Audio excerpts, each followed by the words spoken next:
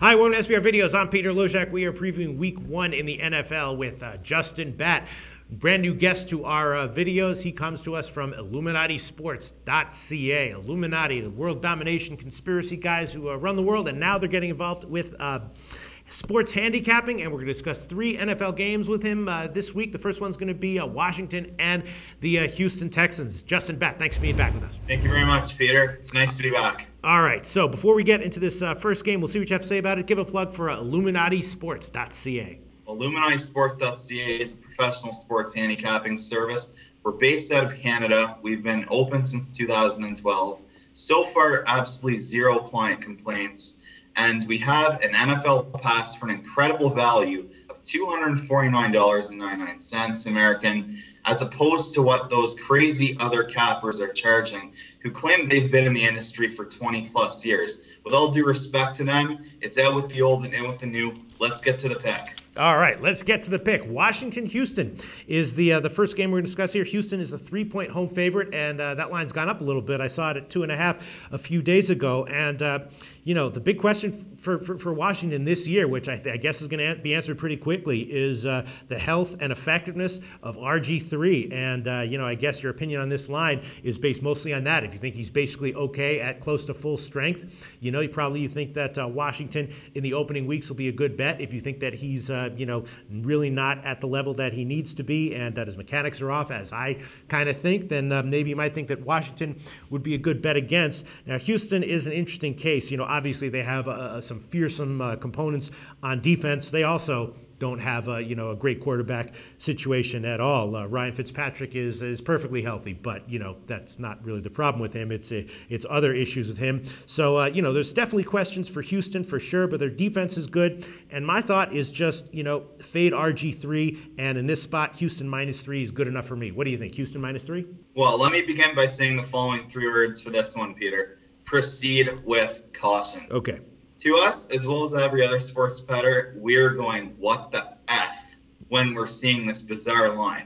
I don't think anybody in their right mind would have expected the Houston Texans to be a money line favorite, especially with the lines coming out months in advance. So let's begin starting with Houston. The only way to go is up, right? They opened 2013 with 2 wins, and they dropped 14 straight. So Matt Schaub's out, Ryan Fitzpatrick's in. Fitzpatrick could provide hope as a seasoned NFL veteran, but he is capable of hurling deep, but he's also prone to getting picked off a lot. I personally think he's a major upgrade from Matt Schaub. Matt Schaub's sitting on the Oakland Raiders sideline right now. That goes to show you how good of a number 1 he was for Houston last year. Also think Arian Foster's going to be up to the challenge as per usual. Can't expect anything out of the ordinary for him, though. He is getting up there in age, as well as Andre Johnson, who appears to be Fitzpatrick's number 1 target. He got a lot of throws to him in the preseason. I believe it was somewhere around 80 yards. So he got hurled to 7 times last game. But it's not going to be the offense that gets the job done for the Texans this year. I think the emphasis is going to be on the defense, and it's critical for any hopes of them having a solid season. Texan fans have to be optimistic. J.J. Watt just signed the biggest defensive contract in NFL history previously this week, and he looks to be feasting on quarterbacks for another year and being their worst nightmare. As well, they have the first overall pick, Javon Clooney, and he also looks very promising as defensive end. And he was a beast in NCAA with South Carolina. So that's a dual threat that should create a little bit of difficulty for RG3 in the pocket. As for Washington on the flip side, they got a new coach, new life.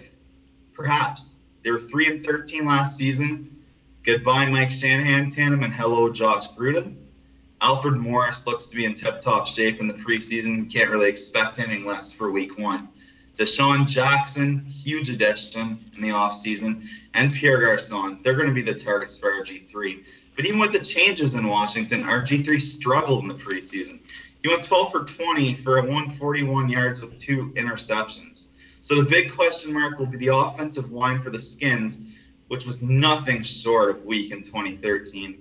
RG3 took blows week after week. And he is a franchise quarterback, so you simply can't afford to be, again, your quarterback taking licks like that. RG3, that's another big question mark, as you said, Peter. And his rehabilitation from the list of injuries that seems to be countless already in his career. So the million-dollar question is, can he be an effective read option and scramble quarterback like he was in his rookie season? So let's get to the pick. Okay, sounds good. Let's get to the pick. I can't tell what you're hinting at here. All right, well, to be quite honest, I think the total is a complete crapshoot. Us as sports bettors, we have no idea how either team's going to respond, so there's no play on that. However, we firmly think after two disappointing 2013 seasons, the winner of the disappointment bowl is going to be the visiting Washington Redskins at +3. So me and Justin Bat from IlluminatiSports.ca going head-to-head on this one. He likes Washington +3, thinks that RG3 should be fine, good enough to get at least a cover here. And I'm going to be on Houston, fading RG3, -3. Thanks so much, Justin Bat.